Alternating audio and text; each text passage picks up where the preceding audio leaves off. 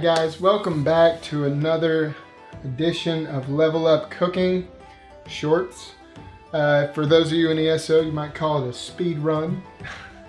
What we're going to be doing today is something that if you've ever gotten some crowns and you go to get your go into the crown store, there's something in there called the Resplendent Sweet Roll. Just for fun, I'm also going to be doing a drink to go with it. It's got some espresso in it, and then you'll finally get to see what the Resplendent Sweet Roll looks like in real life.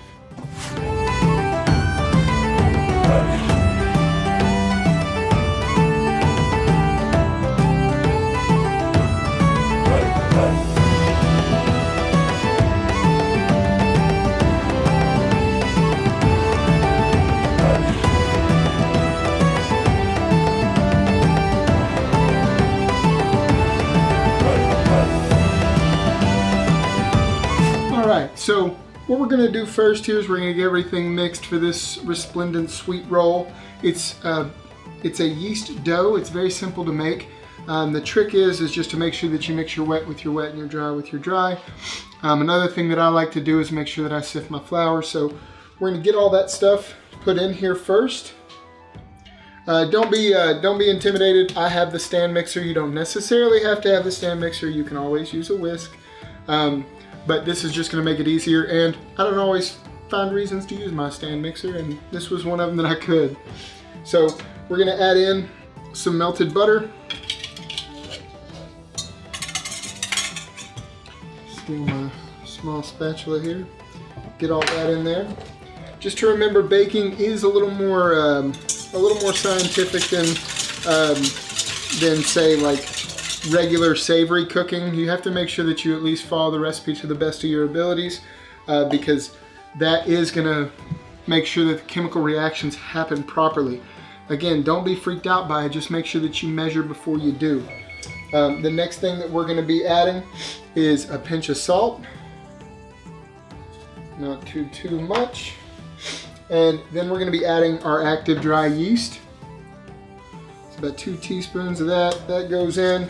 And then what you want to do is you want to whisk that up. Get everything incorporated. The next ingredient that we're going to be adding is our honey. Little trick for you whenever you're doing your honey. So take a little olive oil, a little dish, and what you want to do is kind of get your tablespoon coated in some olive oil before you put in your honey.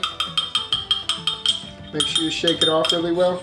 That'll make it to where the honey doesn't stick whenever it's coming out of here. Okay, so we're going to have 2 tablespoons of honey in here. See, that'll just fall out a lot easier than if it was done the normal, just straight in there way. It would stick a little bit more. Use your hand whisk and just stir that up best you can until you see that most of that honey has evaporated or mixed in well, and you don't see any little globs of honey that'll mess with your dough. Once we have all that in there, I'm going to crack in 1 fresh egg. I always like whenever I'm baking to leave my eggs out for just a little bit. Make sure that they're not super cold. It just helps them mix in a little bit better. So now we have all of our wet in there and a couple of our dry ingredients. After that, we have our flour, and something that's just a little bit better for most recipes. Now, it's not all recipes, so don't do it every time that you have flour, is to sift in your flour. It aerates doughs a little bit better, so if you have something that you're wanting to be a little more light, a little more fluffy, then you're going to want to aerate your flour by whisking or by sifting it in there. So I got about 2 cups of flour.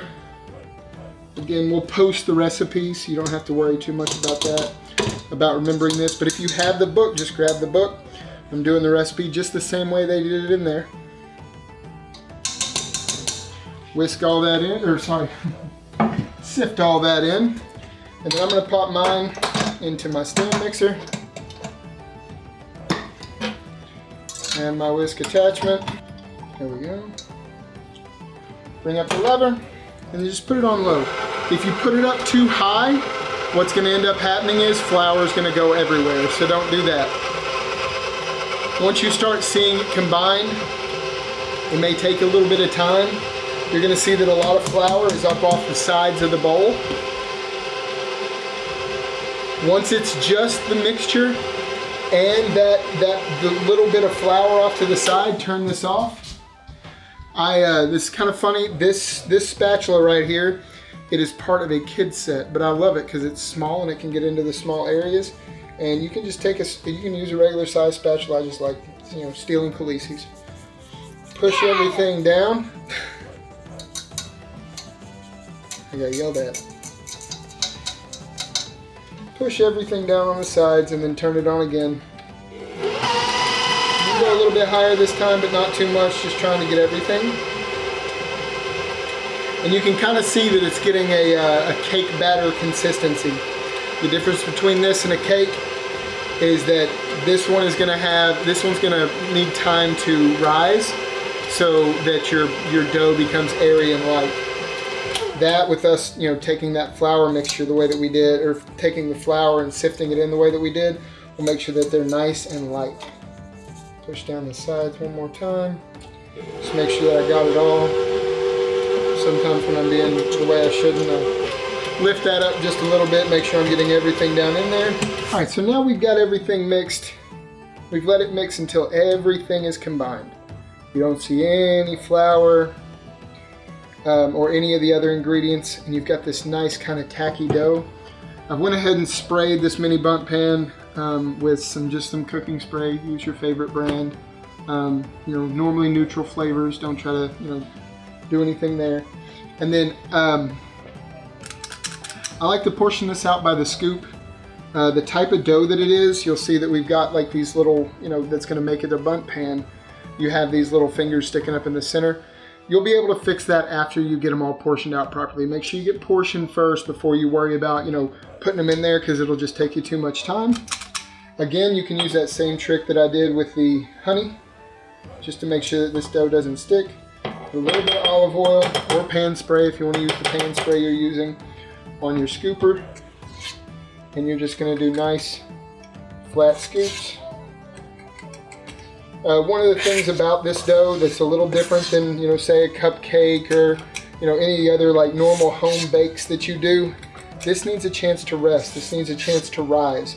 So just know that once we get them in this pan and we get them situated the way we want them to, we're actually going to let them sit for about 30 minutes. And once you have that part done, you can kind of just uncover and move around to get everything even. Those little fingers in the center. You don't have to worry about it in the beginning because that would just take too much time. I always take a little bit of saran wrap, something that's non-stick, and then cover these guys. If you're worried that you have some saran wrap that is going to stick, just oil one side of it, or brush the tops of these with a little bit of olive oil or pan spray. That way that they don't stick to your saran wrap. Alright guys, so we have our resplendent sweet rolls rising, they're resting, they're doing their thing over here for about 30 minutes. While we do that, what you can do is take the time to make your icing. A lot of people, you know, similar to like a cinnamon roll or sticky bun, the icing is where it's at. This one's pretty simple, so I went ahead and mixed it up, but it just uses some unsalted butter, some cream cheese, powdered sugar, and then your liquid for this is going to be heavy cream. You end up with just this really nice, you know, kind of glaze. What you really want to have is something loose enough to kind of drizzle off the side, but thick enough to where you can see it. So once you get your butter and your cream cheese and your powdered sugar all in there and kind of mixed, almost like whenever we were doing the dough mixture, you know, let that kind of cream together, then just start adding heavy cream until you get the consistency that you want. For the amount that I did, I'd say about 4 tablespoons, maybe a little more. I just did it by eye, but that's kind of what you want as far as your consistency goes. That way that once it hits that sweet roll, it's just going to drizzle down the sides. Now, since we're just waiting to bake, let's get a drink going for you to enjoy as you wait for this to come out. The thought process here was kind of like, this is kind of a sweet treat. So we went with a little bit bitter. This is a espresso style drink. In the D&D Dungeon Meister cookbook, it's called Black Manta, or Mana, sorry, not Black Manta, Mana. The elements that I have right here, we have some vanilla vodka, some creme de cacao, and then a coffee liqueur. I added, for garnish, some chocolate covered espresso beans, a very good espresso, and then activated charcoal powder. You'll see what that's about shortly. But what you want to do is you want to start with your ice cubes.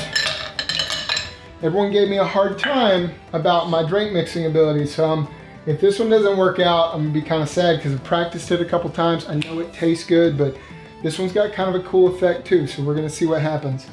What we're gonna start off with, you got about 3 ounces of vanilla vodka.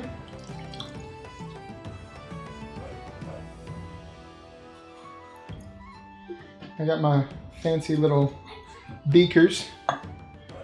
You're going to do about 1 ounce of of cacao. Then we're going to do 1 ounce of, I use Kimura, but any type of coffee liqueur that you like. And then I've got some ice cubes in there. We got one of those fancy cube molds just to make it look cool. And you're going to give that a good shake. The reason that you're shaking this is to make sure that it's nice and cold. You'll also see that I've got some chilled glasses here. We want to look fancy, so we've got our nice fancy glasses. This is going to be enough for one of them. While I'm shaking this up, I'm just going to put a few of these chocolate covered espresso beans in the bottom. It's really just for effect. Be something nice for them at the end. Once the whole glass, your whole shaker starts feeling cold, you're going to know that it's okay and it's time. Take it off. Mine actually has the pour spout on top, which is nice. And you want to get all that into your nice chilled glass, leaving your ice cubes behind. Okay. Then what we're adding is, this is a really, really rich dark espresso. And I got a Keurig, any type of coffee maker. I always put it on the lowest setting, even if it says espresso on the pod, just to give it a really deep, rich flavor, because I like that flavor. We're going to put that in there as well. And then last but not least, and I'm going to use a light to show you this, okay? But we're going to add this activated charcoal powder. What you're probably going to see is that it's going to kind of give it a little smoky effect, okay? So once I get it in there, I'll bring it up to the light and you'll kind of be able to see. But just something kind of fun. It isn't charcoal like you would see, you know, out on your grill. This is more of a health benefit charcoal powder.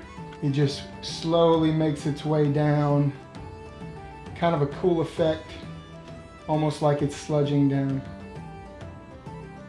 Really kind of smoky, kind of cool. It also adds a really cool flavor to it as well. And then just for fun, for me, to keep it cold, I made some skull mold ice cubes. Drop that in there, and then your drink is good to go. No stirring or anything required. Just a nice full drink, known as the Black Mana, to go with our wonderful yeast rolls. Well, we've got our delicious drink. That's good. And now, we're gonna have the best part of any type of dessert like this or breakfast pastry, the icing. Resplendent Sweet Rolls came out pretty well. I mean, the picture's right here behind it. I think I did all right. I think I did a pretty good job keeping it real. I've even got the glow behind it, you know. But now we're gonna take this icing that I've showed you before. I'm just gonna glaze the top. They're nice and warm.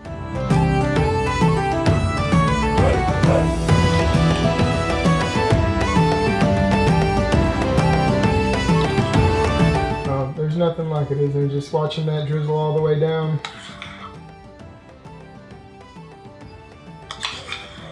This is the part where everybody shows up and starts eating them before they're supposed to. Surprised I'm not missing some icing. If you count correctly, you can see that I'm already missing 2 from the actual pan we did. Those of you that know me, I can give you one guess as to who the little girl is that took care of that for me. And there you have it, guys.